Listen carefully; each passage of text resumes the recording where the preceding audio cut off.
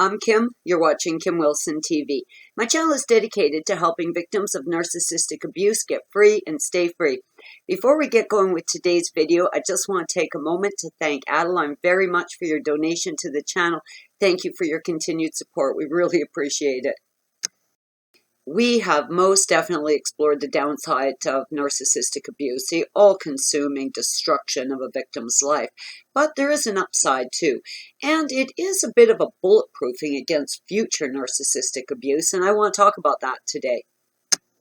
I know as many of us have woken up to the reality of narcissism, we've come to realize that the love interest narc that we've been trying to shed or have recently shed is not the only narc in our life. In fact, many of us have come to realize that narcissistic abuse has been prominent in our lives, most of our lives.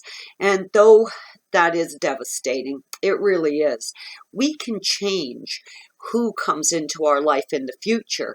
And I do believe that we all have the intuition to spot them, but now we've got actual physical tools, ways to identify them very quickly so we can get them out of our lives so we don't have to be impacted by them anymore. Now, the most common red flags are going to be, now, of course, love bombing is going to be the first red flag. Now, typically when people meet, they want to get to know each other. It's not likely that someone who is healthy, sane, well-adjusted is going to just start love bombing the hell out of you. I mean, people just don't behave that way early on in relationships. So when you meet someone and they are over-admiring you, over-complimenting you, really praising you steadily, you got to stop for a second and say, first and foremost, first of all, Buddy doesn't know me well enough to be making judgments or assumptions about me. In the early phases of a relationship, people are trying to explore each other. When somebody just love bombs the hell out of you, this is too good to be true. This is a definite red flag. And truly, this person doesn't know you or me, and the whole idea that they're just pouring all this praise on someone they've only just met, well, hell, this is a really serious red flag. Certainly being praised, worshipped, adored is going to make a person feel great. It's going to boost your confidence, and this is going to help the narcissist set the trap. But it does something else, and I think many of you would agree that when someone is complimenting you, me, any of us, we would then feel obliged to return the compliment. I mean, you can't just sit there while someone's dumping all this praise on you without saying something nice in return. These nice comments in return are initial supply for the narcissist, so the feeding frenzy starts right away. One of the things that Trevor said over and over again during the initial love bombing phase was, and I quote, "If only I had met you sooner, I'd be a different person. If only I had met you sooner, I would have developed into a better man. I would have had more success," constantly putting the onus on me. Now, I saw this as a red flag, though I will admit I did find it a bit flattering. But the reality is, I don't believe for 1 second that my happiness, my success can be dumped in the hands of someone else. I believe that responsibility lies with me. I did immediately feel almost burdened by this, like somehow I was going to be responsible for him developing in a different direction. Initially, the narcissist is going to appear to be a very good listener. They are going to be hanging on every word that you say. This is not because you are of genuine interest to them or because they've fallen in love with you. Keep in mind at all times, the narcissist has no capacity for love. Not you, not their kids, not their parents, nobody. So love, take it off the table. They are listening to you with this great intent because they are gathering information about you. They are looking for your strengths. They are looking for your weaknesses. They are looking for vulnerabilities. All of this information is getting stored in the back of their mind, going to be likely weaponized against you down the road. So when someone appears to be super focused on you and listening to you and asking you a lot of questions and really extracting a lot of information out of you, be leery. This is a red flag.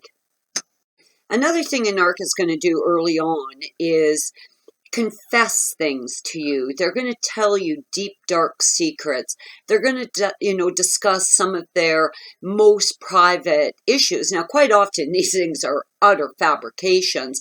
They're making this stuff up.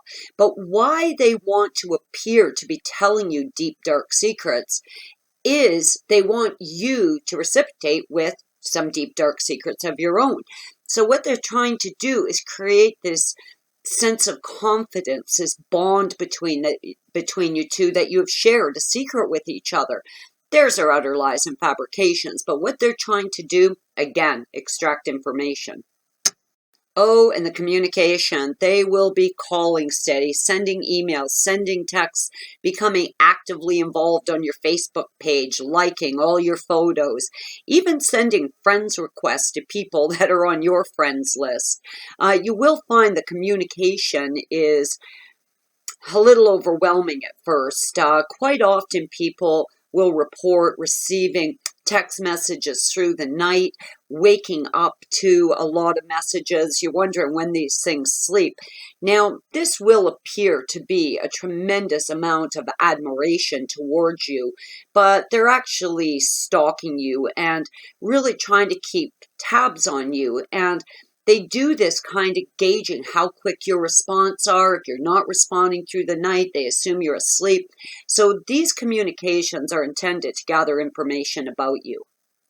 When you first meet someone and they're sending you 50 text messages a day, this is a serious red flag. Quite often early on in the relationship, the narc is going to want to present as a victim. They're going to slip into a victim suit, zip it up tight, and try to gain sympathy, empathy, compassion from you. This is a fairly typical ploy. They will often present as misunderstood people, people who have suffered abuses throughout their lifetime, the type of people who just never got a fair shake in life. This pretty typical. And I will tell you, when you first meet someone, most people want to put their best foot forward. They want to shine a light on their best qualities, best attributes. They really don't want to present as a victim. So this type of self-victimization is pretty typical of them and pretty limited to just them. Another early sign that you really want to watch for is a real sexual vampirism. The narcissist really pushing to take the relationship to the next level very quickly. If you feel yourself kind of winded by the love bombing and this quick acceleration towards intimacy, you're probably dealing with a narc. Future faking, another major sign that you're dealing with a narcissist.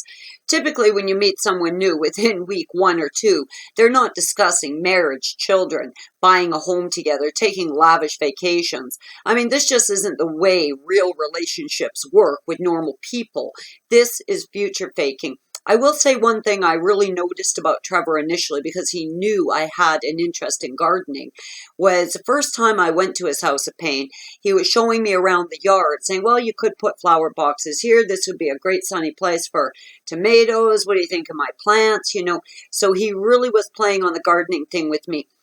Creating an idea in my mind that the garage would be a great place for starter plants, and the plants could be moved out to the garden, and we could put a greenhouse up, and all this kind of nonsense. Future faking, something to really watch for. I'll be honest with you, I have been involved in good long-term relationships with normal human beings.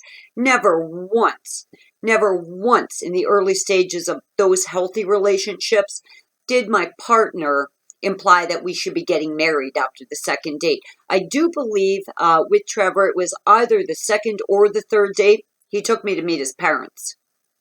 Mirroring, another really big red flag. Typically, diverse people have diverse interests. So if you meet someone that shares all your core values, shares your same sense of morality and integrity, has all the same hobbies and interests, and just loves all the same things you love, you're being mirrored. Now, these are going to be some of the most obvious red flags, so keep your eyes open, stay safe, and keep those narcs at bay. I'm Kim. You're watching Kim Wilson TV. I hope you guys are having a great narc-free day.